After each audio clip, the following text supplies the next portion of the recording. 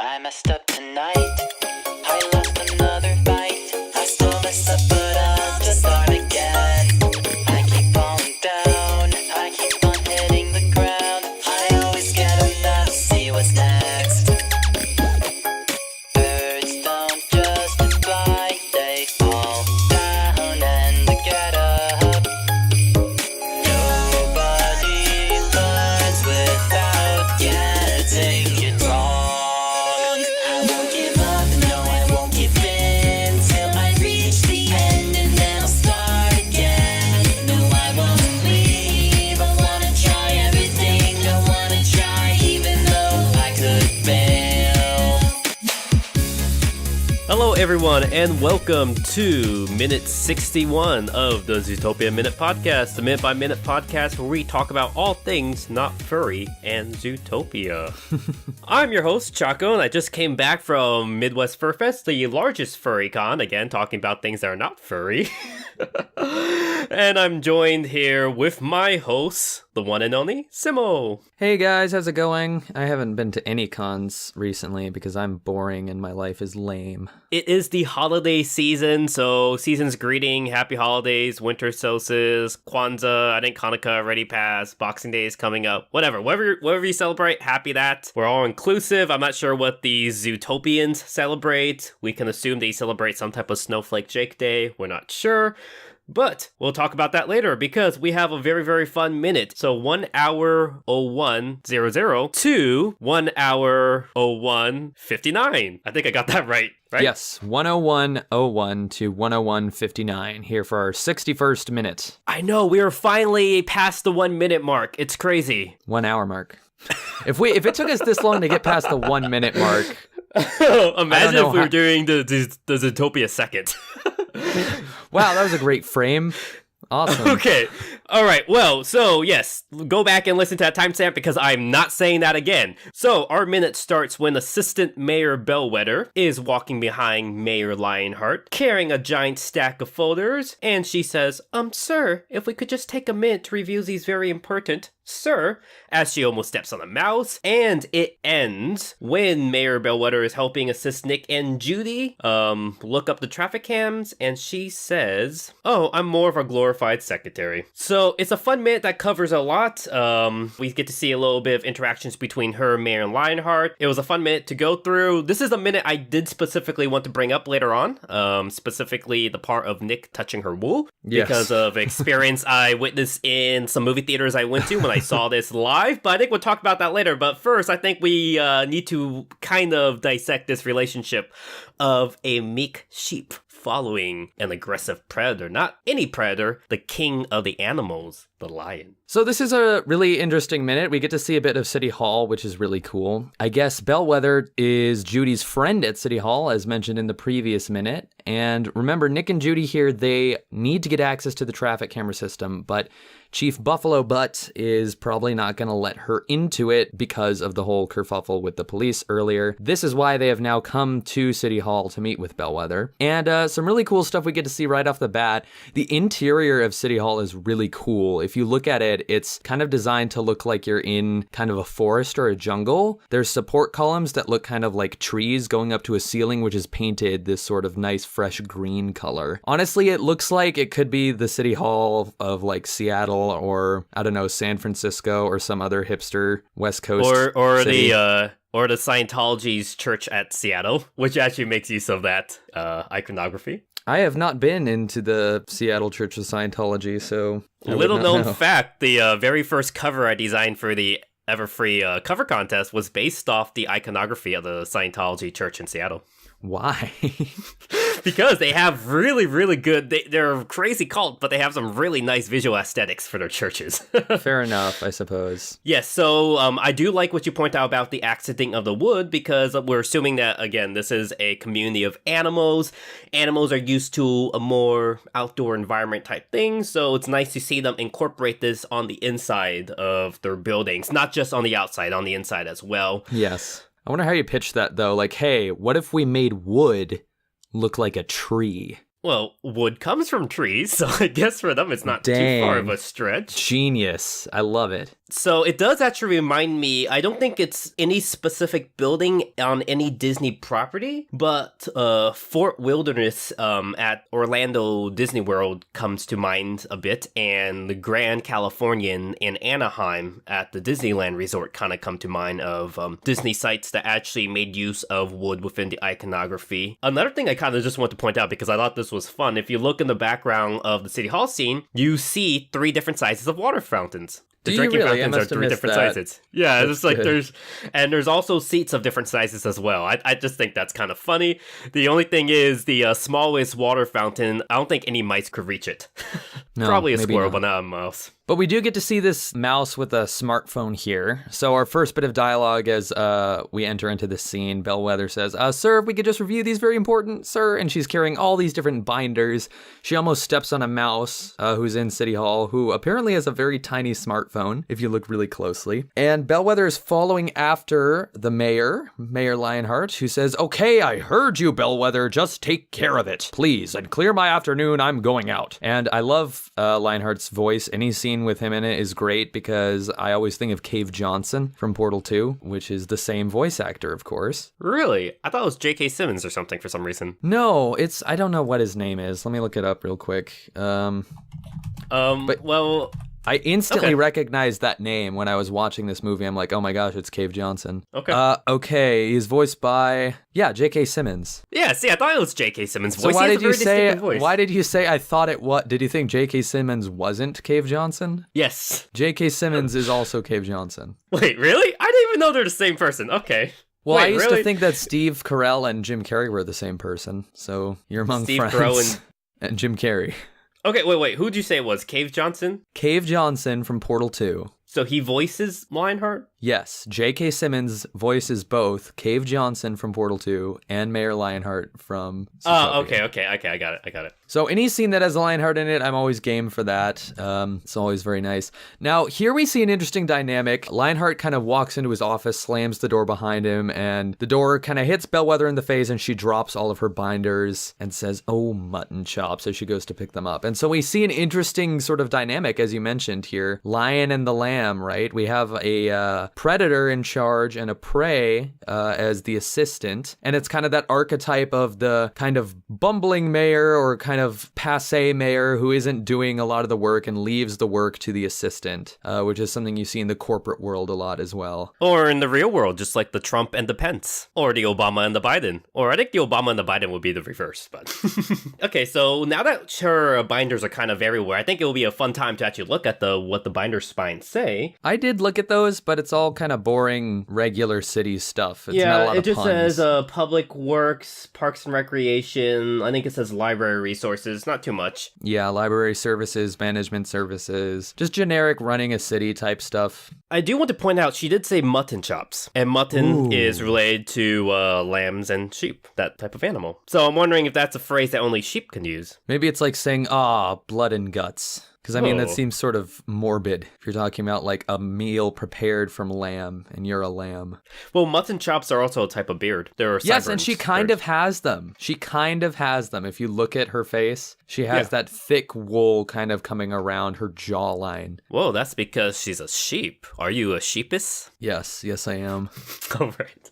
Very much so. All right, well, her books, her binders have all been knocked on the ground, and she sort of sadly goes to pick them up, and then Judy enters the scene, says, Assistant Mayor Bellwether, we need your help. And then we transition to Bellwether's office, which is apparently just kind of the boiler room in the basement. You have this door that says Office of the Assistant Mayor and a little note on it that says please knock, and it's surrounded by boxes full of files marked alphabetically. Urgent. Yep, marked urgent. All right. Actually, I did want to mention before we move on to this scene, when Mayor Lionheart slammed the door, you notice that the door handles for that is too high for Bellwether to reach. Ooh, yeah. So maybe this is assuming that the mayor is always going to be, that's an interesting thought there, because we've talked about many times before about how you have to have infrastructure that can suit the varying morphologies of all these different animals that come in so many different shapes and sizes. But it looks as though this office is very clearly designed for one one specific size of animal. So is that to say that, a mouse couldn't be mayor? Or maybe they have a separate office in case a mouse becomes mayor? I don't know. I don't think they even planned for it yet, because assuming that this is a society that just is probably, it's like past the civil rights portion where now, predators and prey are integrated within society, but Right. I think this is a society that might always assume a predator will always be in charge. Because... Well, there was the talk of the mammal inclusion program, right, in the police academy. So clearly there's something like that going on. I think you're right. It's kind of in the same place where we are post major civil rights movement, but things are still kind of catching up. I'm just going to put my own headcanon into this, and not headcanon, or I'm just going to put my own thoughts into this. Maybe this is a world where it's like, all right, all mammals have rights now, but we're safe in knowing that a predator will always be in charge of us. We'll never not have a predator in charge. Type situation. Yes, separate but equal, as they say, because that's never gone wrong before. And also, there might even be a secondary meeting, because assuming Bellwether's now the assistant mayor, they would have installed maybe a separate door handle at the bottom for her. Maybe Lionheart purposely keeps the door handle where they are, so Bellwether doesn't have as much ease of access into entering his office. Yeah, I mean... And maybe that's why she's also secluded in the storage closet, because the previous assistant mayor's place was probably suited for a predator, so it'd be probably too big for her. It could be. I mean, much of this scene is the joke. The main joke is, haha, Bellwether is getting stepped on by the big guy, You're supposed to feel kind of sympathetic towards her and her position. As she mentioned earlier,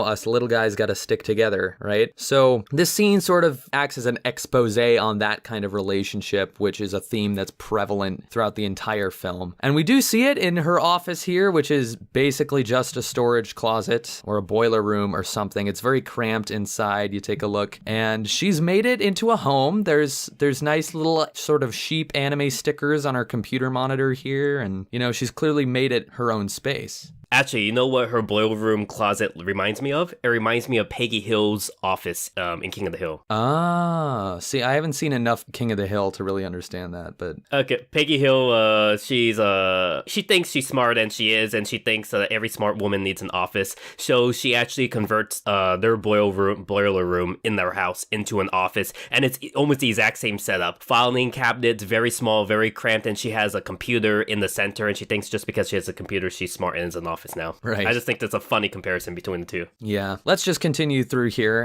as what we can see here. So they're in there. They need to get into the traffic cam database, as Judy says. We see Bellwether's nice personal touch on this makeshift office with sort of Japanese looking kind of cutesy sheep stickers all around her computer monitor. And then while they're waiting, we get to this really kind of humorous scene where the camera is looking back towards the door over the computer, and you just see Bellwether's hair, the wool on top of her head kind of sticking up from above. And then Nick kind of starts to touch it and play with it and feel with it a bit. And he says, so fluffy. And Judy kind of gets on his case about that. Then he says, sheep never let me get this close, which I didn't realize till now, but that's a funny line because he's a fox, right? Yeah. So yes, this is actually the one scene I've been really wanting to talk about since we started this podcast, like 2-3 years ago. So when I was actually watching this movie in theaters, we had an African-American family see it in front of me. And the mother was, when she was watching the scene, specifically Nick started touching her head, Bellwether's hair, the mother just kind of shook her head back and forth. I could visibly hear her saying, no, you don't. No, you don't. No, you don't touch that, Alfro. You don't touch that.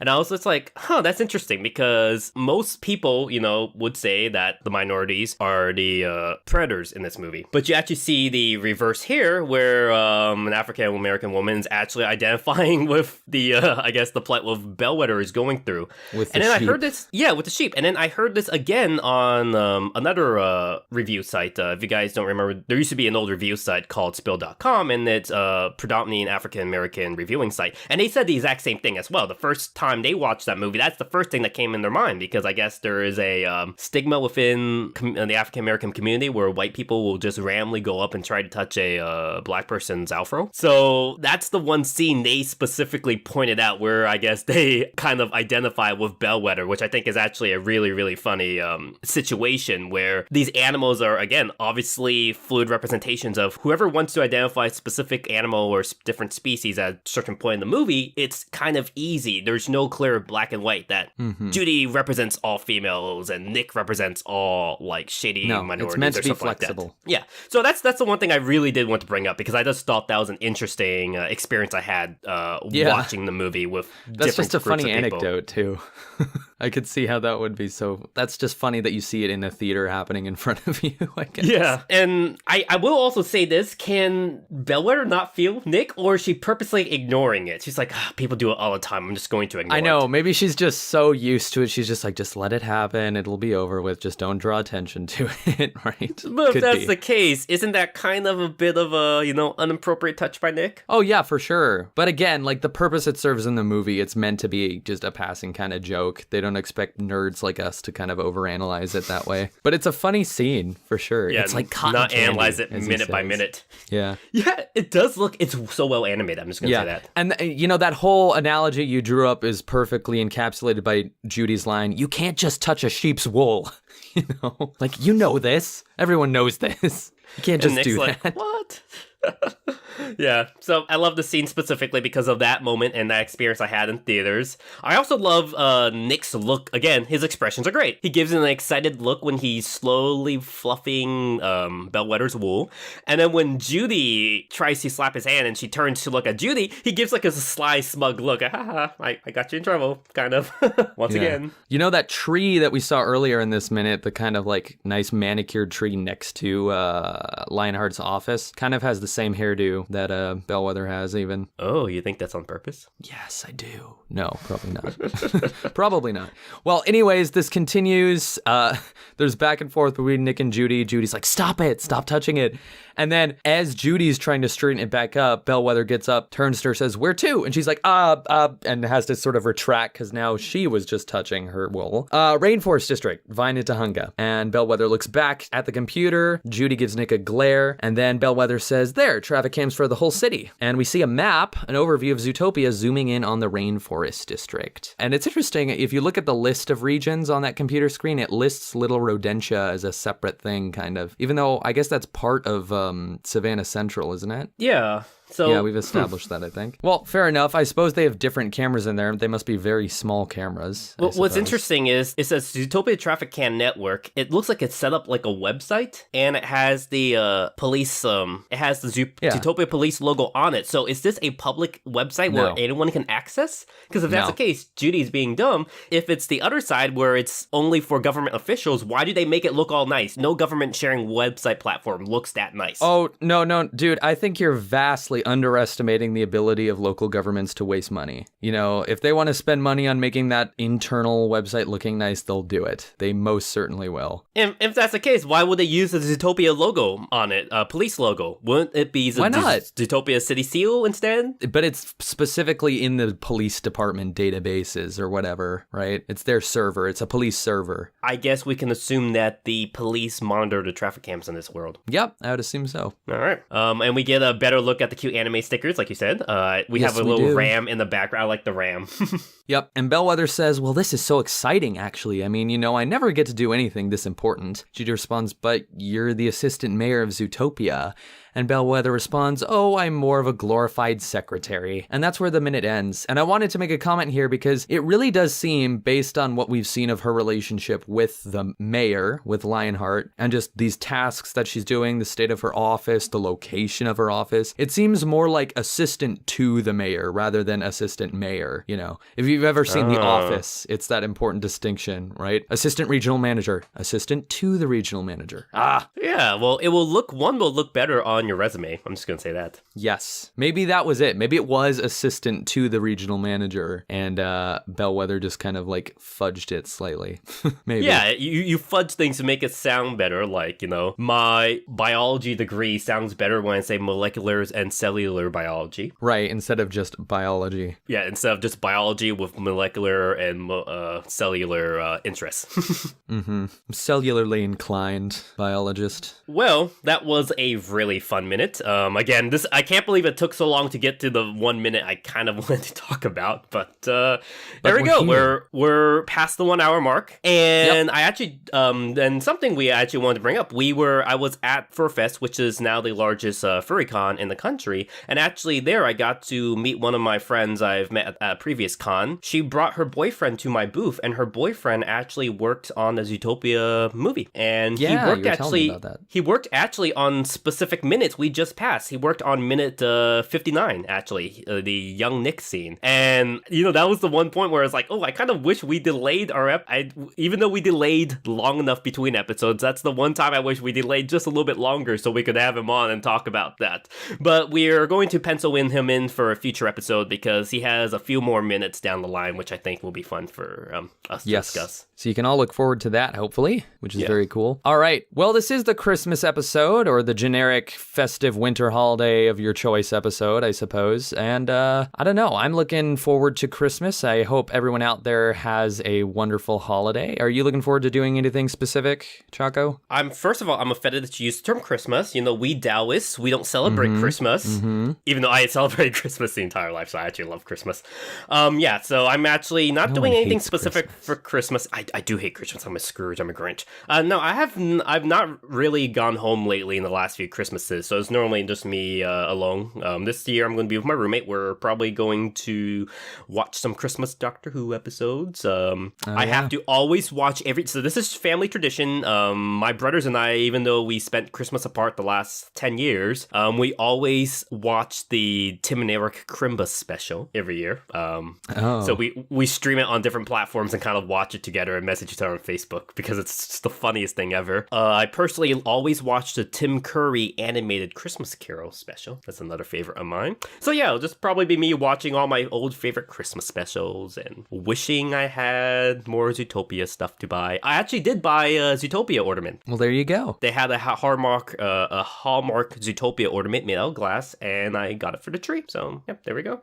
Very cool. Yeah, I'm looking forward to a nice Christmas. I've got some family coming over, 2 of my sisters coming. They live out of state, so they're coming to visit and say hi, and it should be fun. Yeah, we've got our tree. We still got to get our tree set up, getting all the lights on that, but it's looking good so far. Let me guess, a Douglas fir. No, it is actually a noble fir. Ooh, okay. See, I kind of envy you because you get to celebrate Christmas in Seattle, which is probably one of the best places to celebrate Christmas. Why do you say that? It's so beautiful there. You're going to have the great snow around this time. You're already surrounded by large conifers. We do not get snow. Seattle does not get snow. You don't get snow? Ever. Hardly ever. Really? Oh, I guess it's like San Francisco. Because San Francisco gets to the snow temperature, but never snows because it's by the ocean. You can go places and get snow. I mean, I could drive an hour away and there would be snow, but there's not snow here unless it's really cold. And then even when it does snow, it's usually just kind of terrible because no one knows how to drive in snow here, and like the entire city shuts down. So I'm okay with that. But the hill that I live on does become the world's greatest sledding hill, and that I wouldn't mind. So no, I wouldn't mind some snow. I wouldn't mind a white Christmas. All right, well, I think that's all the time that we have for this episode of Zootopia Minute.